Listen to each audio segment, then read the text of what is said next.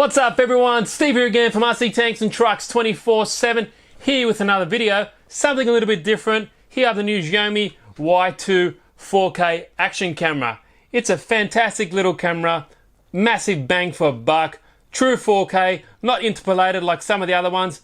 SJ Cam, I'm talking to you, but half the price of a GoPro, you can't really go wrong. Now in this video, I'll give you a quick unboxing, and believe me, it's very quick, there's hardly anything in the box. A look around the device, a look at the actual interface, which is very good, touchscreen is fantastic, and some sample footage. So, sit back, hope you enjoy the video. If you want, subscribe to my channel, it's for free. I'll leave a thing up there, so happy days. Okay, now here is the Xiaomi Y 4K action camera. Awesome specs, fantastic value for money, and it does come with a touchscreen at the back. And just before I crack it open, there's some of the specs there. 4K video, 2.19 inch Retina LCD screen, awesome 2 hours battery life, Wi-Fi, and Umbrella A9 SE CPU. Okay, you can see how small this box is. It's tiny. It's like 100mm by 100mm, not even. But what you get, obviously, is the camera, battery, charging cable, and that is it. Now the battery you get is a 1400 milliamp hour battery, and the awesome thing about the this action camera is you get a good 2 hours, recording at 1080p, which is fantastic. And you also get a micro USB charging cable. It does come with a nice protector on the screen here, which we'll take off. Now here is the Xiaomi Y2 action camera. Very nice. It is made of plastic.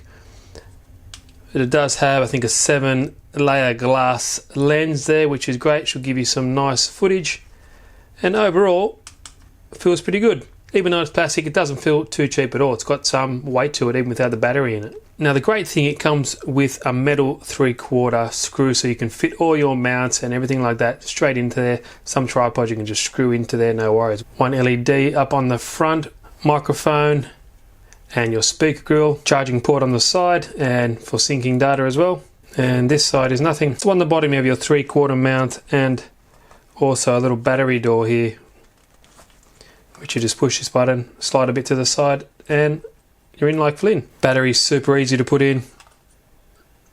Put it in the right way, put it in there, slide it in, move it over, locked and loaded. And there we go, boot it up straight away.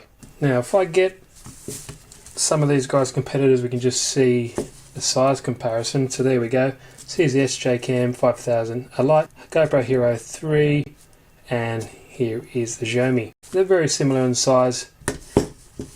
Definitely the Xiaomi has, or is, a bit longer. So you can see it is a little bit longer than the SJ Cam and the GoPro Hero 3 as well. If we stack them together, have a look at the width, they are very similar, but the Xiaomi is a little bit thicker. Bear in mind it does have that larger touchscreen as well, but it's only a few mil here or there. Now to turn the camera on or off, long press, turn it back on. Once the camera is on, you can either just swipe to a different recording mode, so in video or pictures. Very nice. If you see a weird pattern on the screen, that's not in real life, it's just coming through on the camera. I'm not too sure why. There's a few nice shortcuts on the screen. If you swipe down from the top, you access this cool little quick menu guide. Turn on Wi-Fi on or off, Bluetooth on or off, lock the screen, or turn the actual camera off. And to lock it, for example, just click it and there you go, locked. Happy days. Very nice, and the interface is very, very easy to use. Now if you click down at the bottom of the screen here, you can choose your different modes. So you've got photo, and once you're in that particular mode, if you click on the little gear icon here, it'll give you the settings for that particular mode that you just selected. So there's my resolutions. I can go all the way down to 5 megapixel or 12. Go back, shutter speed auto, metering mode, auto white balance, color, EV, all that kind of good stuff which you would expect would be there.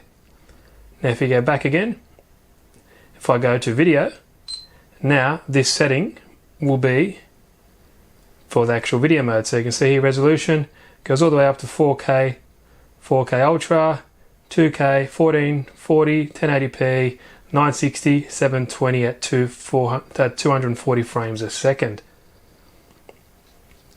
And that follows through with all these particular options. For example, let's try another one, slow motion. If I go to the settings menu, you can see here, if you click on slow rate, 8 times, 4 times, or 2 times the speed, which is very nice.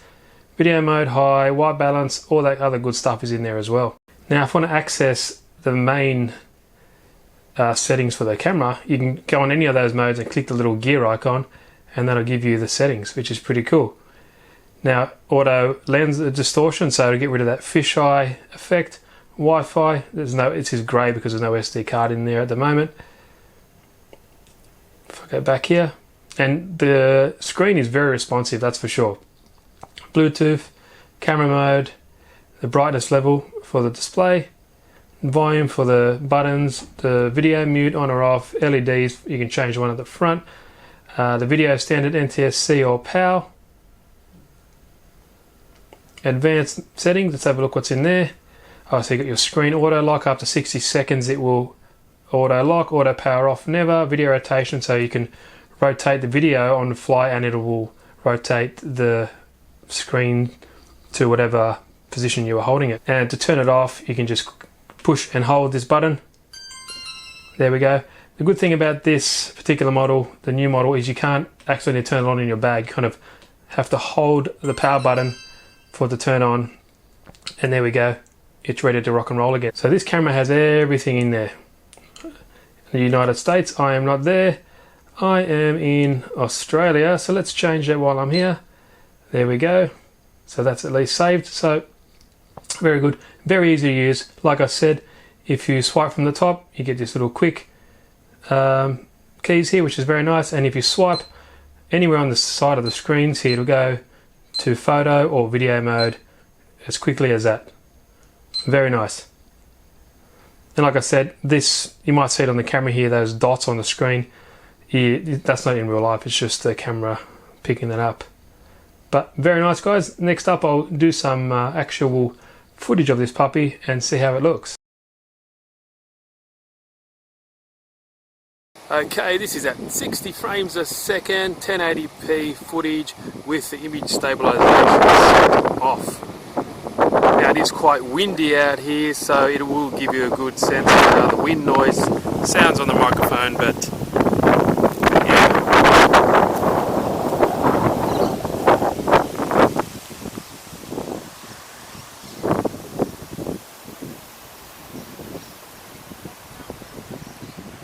And I will do more video tests. This obviously is not perfect when you're mixing different frame rates and different resolutions on a video, so this is just a sample one just to see what you guys think.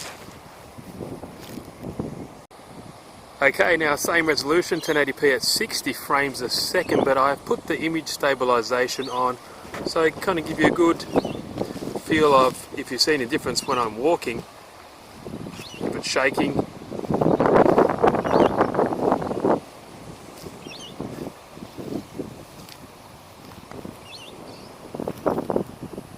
I'll move the camera around a bit, see if it's... I'm jostling the camera left to right.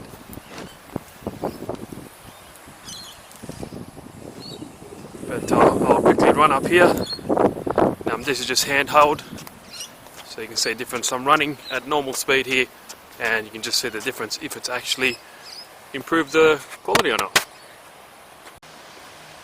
Okay, now here is 4K, true 4K that is, not interpolated like the SJ Cam, so it should look very nice on camera, and from what I've seen on other videos and footage, it does look fantastic.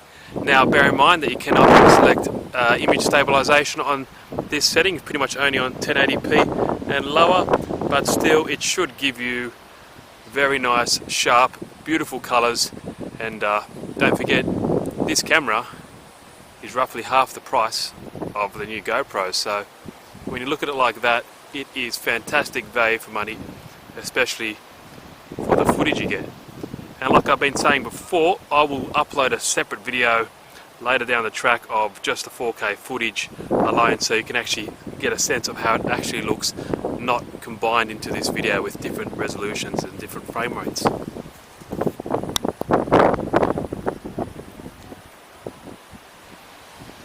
So let me know what you guys think in the comment section. I'll be interested to know. But so far so good, it does look very nice.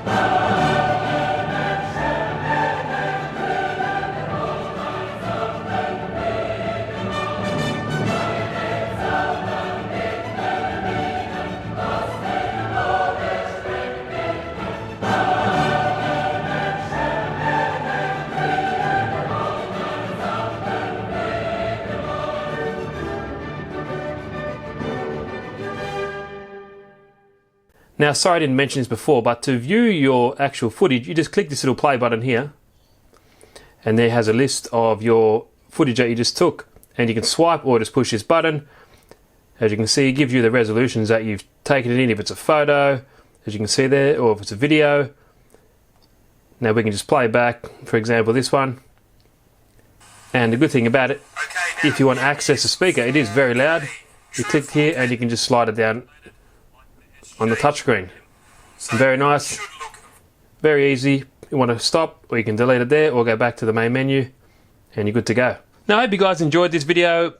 Something a little bit different than my normal RC stuff, but it's pretty relevant because I'll be using this with all my onboard footage, head-mounted stuff like that, so it's pretty relevant to my channel. Now I bought this from GearBest. I will leave the link in the description below like I always do.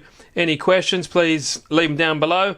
If you like the video, give it a thumbs up. Muchly appreciated, guys. And if you haven't subscribed, it's for free. There's heaps and heaps of videos coming up. That's it, guys. Steve here again from RC Tanks and Trucks 24/7. See you in the next video.